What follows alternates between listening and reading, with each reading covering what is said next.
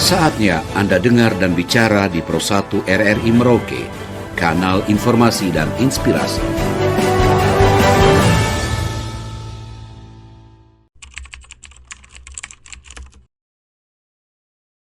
Jadi itu memang selalu menjadi pegangan di Kementerian Pertanian ya, untuk segera mewujudkan ketahanan pangan kita. Seperti yang sama-sama kita ketahui, sekarang ini kondisi pangan kita tidak baik-baik saja sebetulnya gitu ya. Maka pemerintah melalui Kementerian Pertanian meluncurkan program antisipasi darurat pangan namanya. Yang namanya darurat ya tindakannya yang kata Pak Bambang tadi harus dipercepat gitu ya. Ya kalau sudah darurat tidak ada cara lain ya apapun dilakukan, tapi itu harus cepat gitu ya metodenya. Karena darurat ini makanya dilibatkan TNI kita. Termasuk pelibatan kawan-kawan TNI karena salah satu tugas dan fungsinya juga pertahanan. Nah, pertahanan itu tidak hanya masalah persenjataan perang dan lain sebagainya, tapi pangan juga. Perut kita juga perlu ketahanan. Betul, harus di. Sebab kalau COVID, kalau kata Pak Menteri ya masih bisa disembuhkan, tapi kalau sudah lapar, nah itu nggak ada batasnya, itu bisa caos negara ini kalau lapar. Nah, oleh karena itu, karena situasinya darurat gitu ya, bukan kemudian bertujuan untuk menakut-nakuti masyarakat, tapi memang semua harus segera memenuhi kebutuhan pangan kita. Maka model pelaksanaannya itu banyak sebetulnya. Kita juga bisa sebetulnya kalau mau bikin bendung misalnya, atau menggunakan sumur dalam dan lain sebagainya. Tapi kan itu butuh waktu. Maka pendekatan yang dilakukan oleh Kementerian Pertanian melalui kegiatan pompanisasi, Pak Bambang. Pompanisasi itu sendiri dilaksanakannya di mana? Ya, salah satu caranya di lokasi-lokasi yang memang diberikan untuk melaksanakan optimalisasi lahan rawa namanya.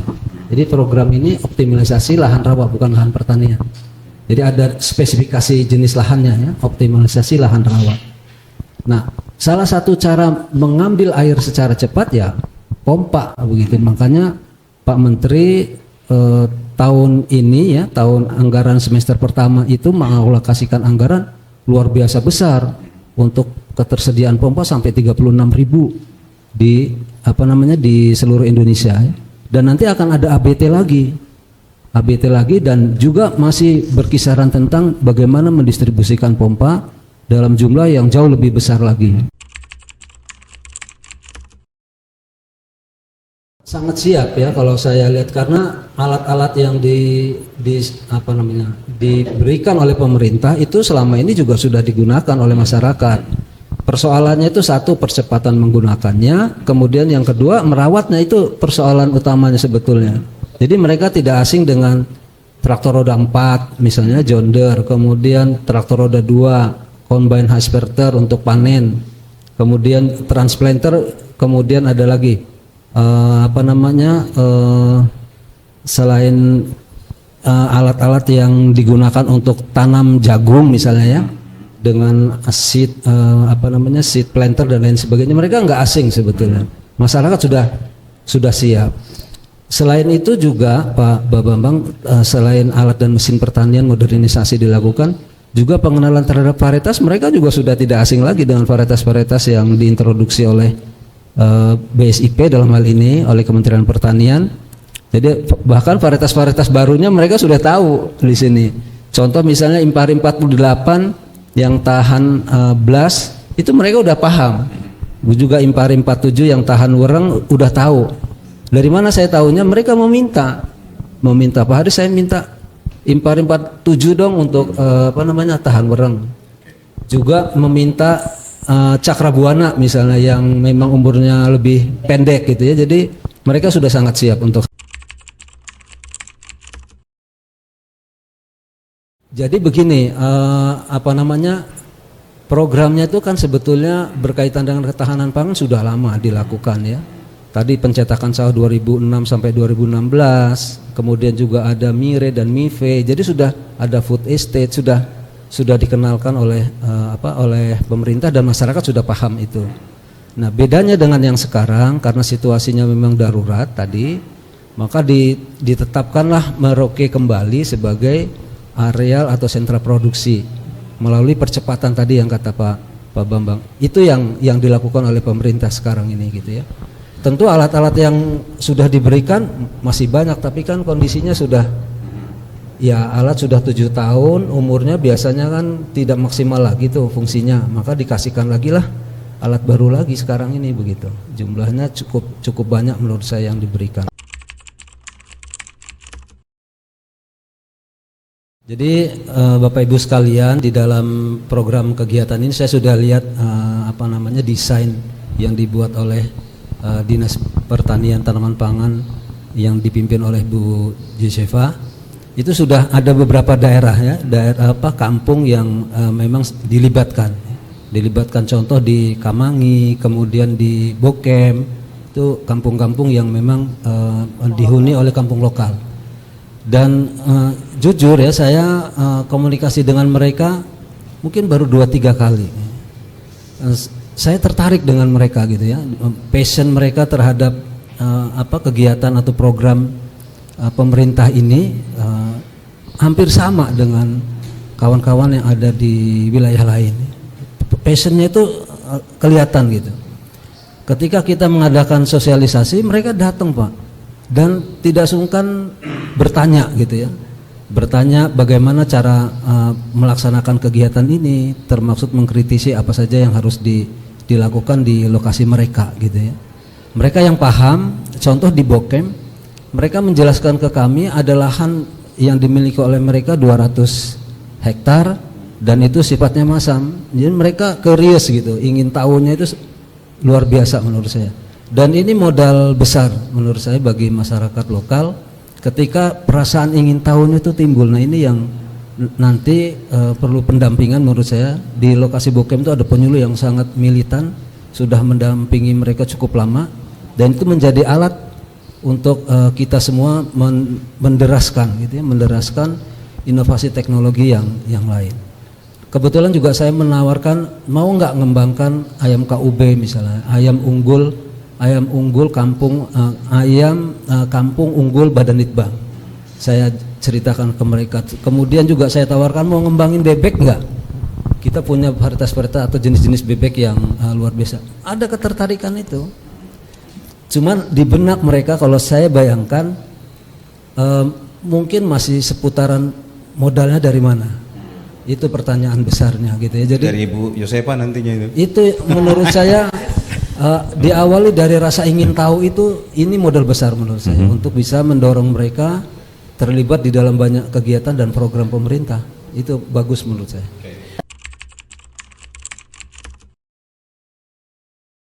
Yang pertama yang paling penting dalam satu sistem pertanian itu tentu air. Itu yang pertama kali. Kalau sudah ada air, kita bisa melakukan apa aja. Itu yang paling penting. Sehingga maka pendekatannya dalam rangka pengembangan pertanian di Merauke ini dengan lahan yang flat ya, bagaimana caranya kita menahan air selama mungkin di daratan, itu yang harus dilakukan.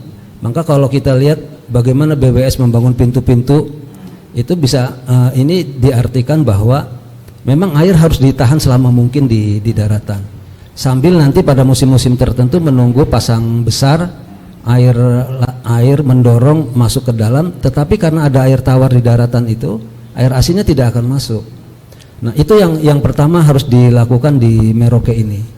Kemudian yang kedua, lahan Merauke ini lahan rawa. Lahan rawa kalau zaman Pletosinnya itu dia terendam, dan karena proses terendamnya sudah cukup lama, terjadilah lahan rawa, dan biasanya ada pirit di bawahnya.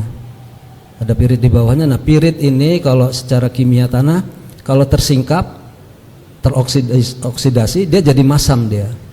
Nah oleh karena itu dalam pengelolaannya ini yang kedua ya, mereka tidak boleh terlalu dalam mengelola lahannya.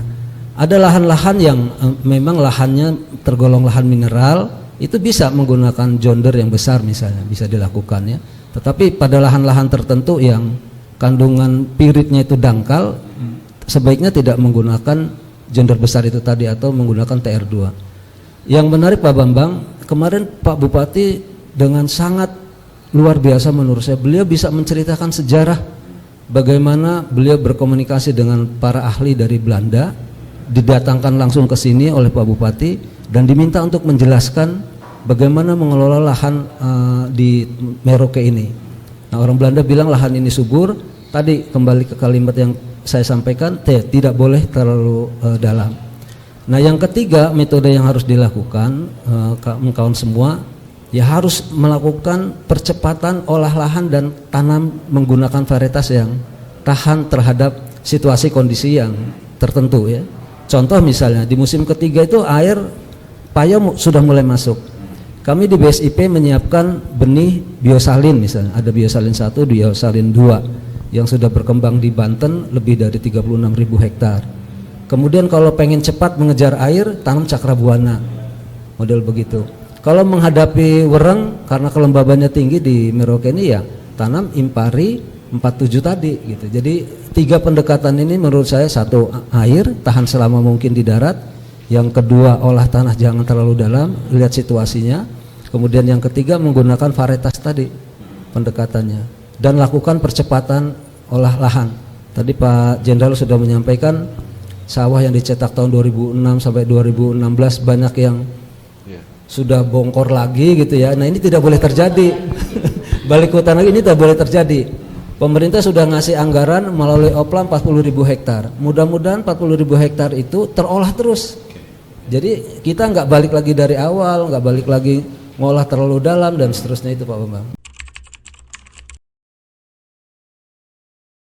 Seluruh pemirsa petani penyuluh, kawan-kawan Gapoktan, Poktan di seluruh Merauke dan tanah air, program Opla, pompanisasi, program padi gogo yang sudah diluncurkan oleh pemerintah dengan bantuan alat dan mesin termasuk pompa, mohon segera dimanfaatkan karena waktunya tidak banyak, sehingga alat dan mesin yang sudah disampaikan oleh pemerintah kepada seluruh masyarakat melalui dinas itu bisa segera digunakan.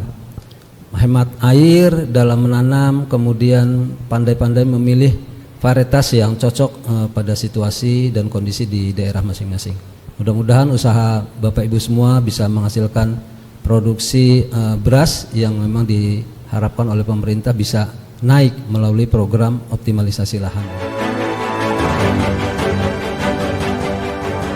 Terima kasih atas partisipasi Anda bersama Pro 1 RRI Merauke.